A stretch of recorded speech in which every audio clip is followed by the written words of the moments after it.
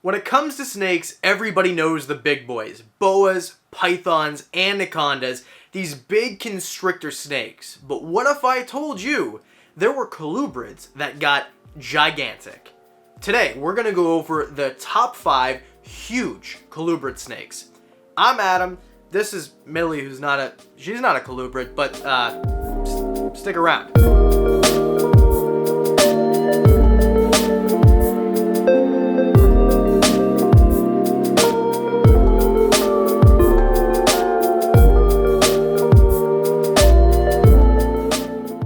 The only rule for this list, good pets. I'm not going to put things like the keeled rat snake, for example. I know this is probably the biggest colubrid or one of, but we're going to exclude it because they don't really do that well in captivity, and even if they did or they do somewhere in the world that I don't know about, you can't really find them. So, 5 really cool, big, huge, gigantic colubrids that make pretty good pets. Number 5, false water cobras. We've talked about these guys in a rear fang venomous video, which I guess is their biggest, most unique thing about them. Besides the fact that they get pretty darn big, these guys are rear fang venomous, which means they do have a toxic saliva or low-key type of venom that they chew into their victims, prey basically, or maybe a predator as well. It doesn't really cause too much of an issue for humans, maybe some localized swelling or itching.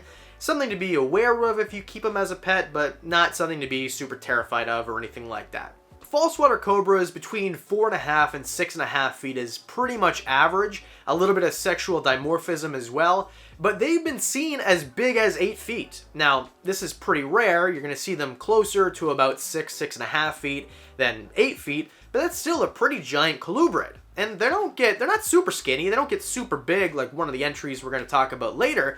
But still, they're a pretty robust type of snake, and they're going to eat basically whatever they want in the wild that would fit in their mouth, but in captivity, you can feed these guys rodents for their entire life. In terms of care, it's not unlike a lot of other colubrid species. Now, there's no standard colubrid care guide or anything like that.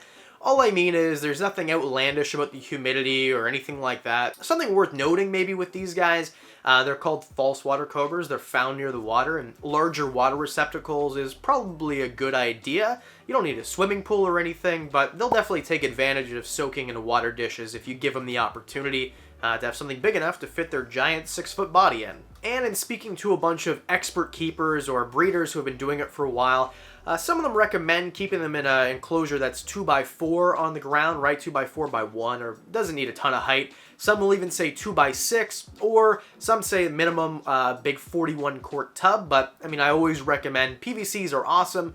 They don't need tons and tons of humidity, but it holds humidity really well with a PVC. Oh yeah, and because we're going to talk about where all these things come from, false water cobras come from South America, or falsies, as some people call them, which is a pretty cute name for an animal with teeth and venom in the back of their face. That's number 5. Number 4, the bullsnake. Maybe the most common on this list. Bull snakes are pretty common, and in the wild you're going to see them in a huge range, generally in the middle of the North American continent. So you're going to find them in the Midwest, you're going to find them in the prairies, the southern prairies of Canada, all the way into the northern peninsula of Mexico. So these guys are found in a lot of areas, and because of that, they have a really easy, well, not easy, but not super challenging care that they need, because, you know, they've got a big range of what they can go through, depending on which locality that you do get, and these guys are gopher snakes, technically. So, North American gopher snakes that get as big as a real man's forearm, not this dainty little thing. These things can get rather robust. And although they're not the longest snake in the world, I mean, between 4 and 6 feet is average, they've been seen as big as 8 feet, which is a pretty big freaking colubrid, man. I mean, my boa constrictor imperator, is probably only going to get to 7 feet. And that's a boa, right? That's a boa species. These guys are colubrids and up to 8 feet. Even if they're on the low end, 4 to 6, it's still a robust animal, especially for a colubrid snake. And what makes these constricting type of colubrids a little bit different than most of the other animals on this list is they've got quite a bit of variation in terms of morphs that you can find in captivity. They're really good eaters, they're really good breeders, they're really fantastic snakes. Bull snakes are number 4 on my list. Number 3, and some people would say the granddaddy of them all when it comes to colubrid snakes, the Eastern Indigo. Now, there's a few different types of indigos. We're going to talk about Eastern Indigos because those are the ones that everyone's talking about. These are big, giant, black, silky smooth, like kind of lustrous type of skin type of snakes. These guys are absolutely gorgeous. One of the most beautiful snakes that you could possibly ever get. These snakes are pretty unique. They're on the CITES list, right? They're on the protected list, which means that you might need a permit to have one in certain places. We don't here in Southern Ontario, but there's lots of places in the States where you actually do need a permit, and some places you can't keep them at all. These guys are not super big, super giant, but they are the longest snake in North America. So although they don't get as big around as a bull snake most of the time, they can get pretty darn long. 6 to 8 feet on average is pretty normal for these guys. So although the longest type of snake, they're not I guess the biggest body type, but still a pretty substantial animal. But you maybe can't afford them because they are super expensive. I mean, around this area, $1,500 for a baby is pretty normal. Maybe even more money than that. I don't know why they're so expensive, but there's not a lot of people breeding them. When you do breed them, they don't have super giant clutches of eggs by any means, and barrier to entry, they're pretty hard to get because there's so little supply. There's tons of demand, and you know, they're freaking expensive. What's very convenient is in captivity, they're going to eat rodents their whole life if you want them to. You could sprinkle in a quail or something here and there. In the wild, these guys do not constrict their prey, and they'll eat things like pit vipers. That, to me, is so cool. That's one of the cool things to me about king snakes, which we're not going to have on the list. But king snakes, they eat snakes, and Eastern Indigos, they eat snakes, and so do cobras, but cobras aren't colubrids. Number 2, Cribos.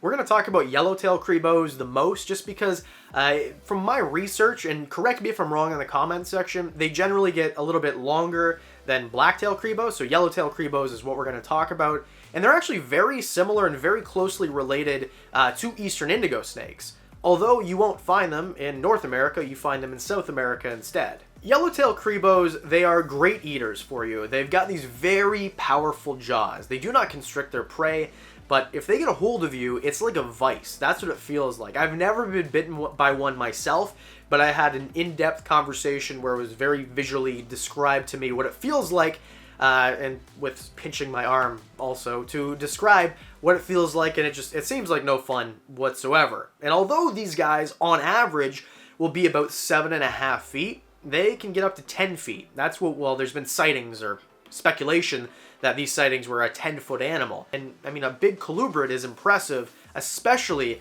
when it's this coloration and there's a little bit of a different coloration on the tail. To me, a little bit of a variation like that. Blacktail Cribos are like that. Blackhead pythons, where one part of the body is a very big contrast to the rest. I don't know. Personally, I think that's really cool. And number 1, beauty snakes. These are absolutely beautiful. There's a bunch of different types, right? Blue beauty snakes, Vietnamese beauty snakes, Taiwan beauty snakes, which are really common and really cheap here.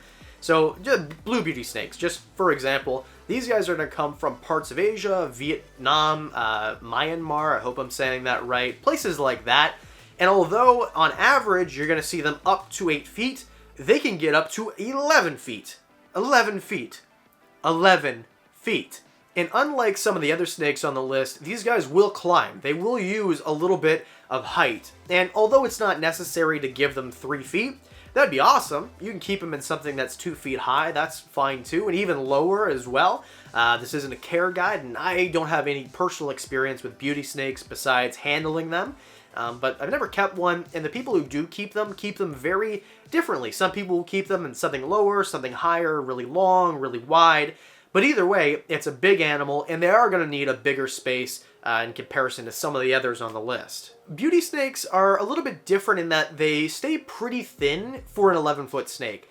So a lot of people will say even an adult rat, like a big rat, is going to be too big for these animals, and they'll feed them smaller meals more frequently. So it's up to you, right? If you do your research and find that a bigger meal is better for your individual, that's one thing. Just from talking to the experts or keepers that I know, they always suggest a little bit smaller animal, a smaller rat, or even a very large mouse, once a week or a few times a week, depending on what they do. but they do stay pretty thin. They don't get really big like a bullsnake, for example. In fact, bullsnakes a lot of the times will weigh more than a big beauty snake, even though they're substantially shorter. So there you go. Maybe be walking through Vietnam or Thailand in the middle of the day one day and look over and see a beauty snake in the trees. That, to me, would be absolutely fantastic. But, I mean, if you're not going to Thailand anytime soon, or Vietnam or Myanmar, you can always go to your local reptile expo. You'll see a lot of them there. And there you go. 5 of the biggest, hugest, most gigantic colubrid species that you can find that also make good pets. What did I forget? I know there's lots of options. Put it down there in the comment section. And while you're down there, what should I talk about next week? I take all the video ideas from the comments below. And because I do videos twice a week, that means I'll see you on Thursday.